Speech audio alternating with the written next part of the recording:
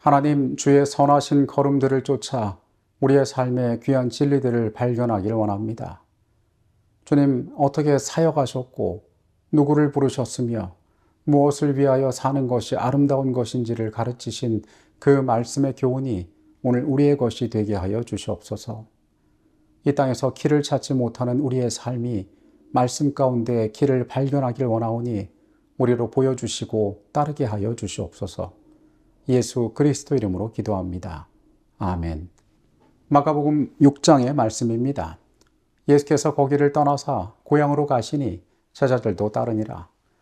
안식일이 되어 회당에서 가르치시니 많은 사람이 듣고 놀라 이르되 이 사람이 어디서 이런 것을 얻었느냐? 이 사람이 받은 지혜와 그 손으로 이루어지는 이런 권능이 어찌 됨이냐? 이 사람이 마리아의 아들 목수가 아니냐? 야고보와 요셉과 유다와 시몬의 형제가 아니냐? 그 누이들이 우리와 함께 여기 있지 아니하냐 하고 예수를 배척한지라. 예수께서 그들에게 이르시되 선지자가 자기 고향과 자기 친척과 자기 집 외에서는 존경을 받지 못함이 없느니라 하시며 거기서는 아무 권능도 행하실 수 없어 다만 소수의 병자에게 안수하여 고치실 뿐이었고 그들이 믿지 않음을 이상히 여기셨더라. 보통 특정한 지역에서 유명한 사람이 나타나면 그의 고향 역시 사람들에게 널리 알려지게 됩니다. 하지만 나사렛은 그렇지 않았던 것 같습니다. 예수께서 그의 고향에 가셨지만은 그분께서 그곳에서 환영받지 못하셨습니다. 오늘의 주제는 배척과 영접입니다. 예수님의 고향 사람들은 그분께서 사람들에게 천국 복음을 전하시고 그들을 치유하시는 그 사역을 통하여 사람들에게 널리 호응을 받고 있는 것에 대하여 불쾌해하고 당황했던 것으로 보입니다. 공생의 이전까지 예수님은 그들 곁에 함께 있었던 평범한 한 사람에 불과했습니다. 목수였던 그가 이제 사람들의 선생이 되어서 그들 앞에 나타난 것을 그들은 받아들이기 어려워했습니다. 이 사람들의 마음 가운데는 악한 생각들이 있었는데 그들은 예수님을 향하여 다른 지역에서 한 이적들을 여기서도 행해보라라고 비난하기도 합니다. 이기적이고 세상적인 생각들이 그들로 하여금 예수 그리스도를 받아들이는 것을 가로막고 있었습니다. 거기에 더하여 그분을 더 힘들게 만들었던 것은 그분의 가족들과의 관계였습니다.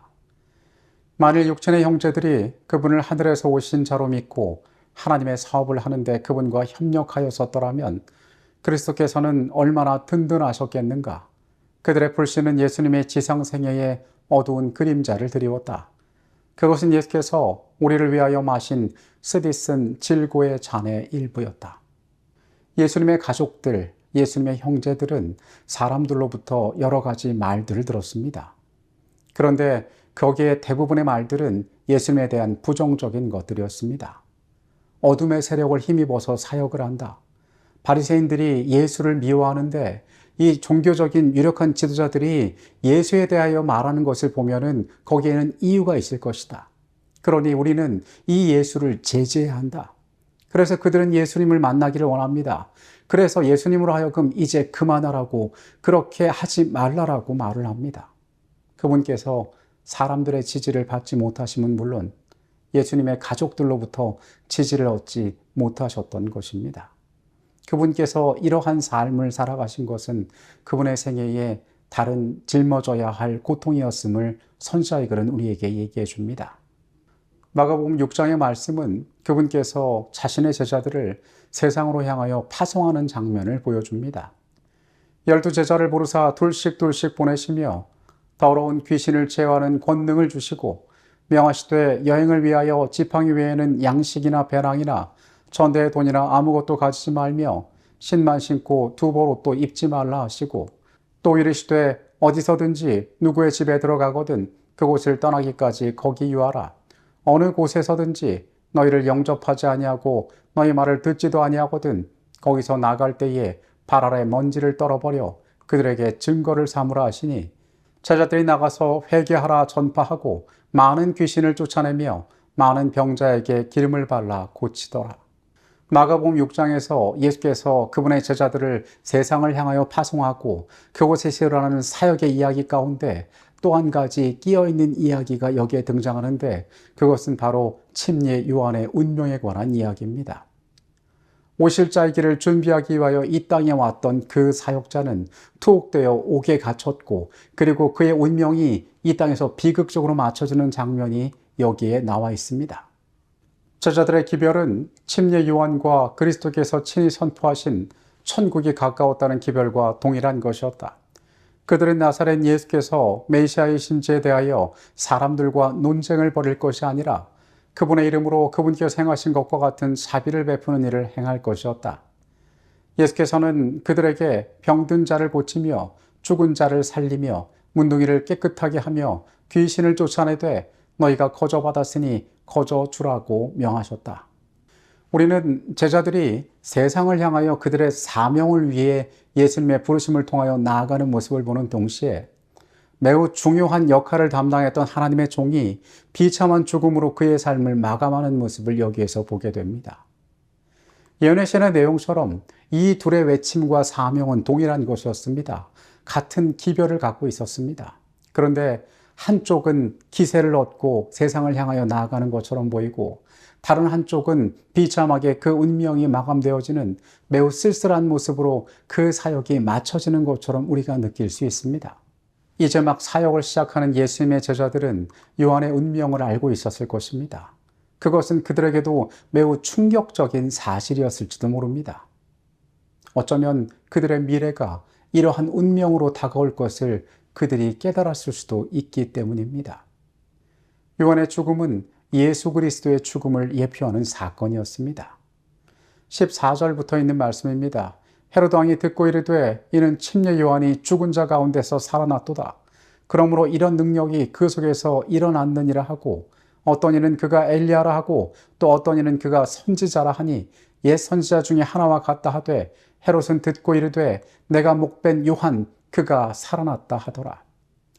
요한의 사명은 끝났지만 다시 그분을 통하여 다시 그분의 제자들을 통하여 세상은 같은 음성을 듣고 있었습니다. 예수님께서 역시 요한과 같은 운명의 길들을 걸어가실 것이었습니다.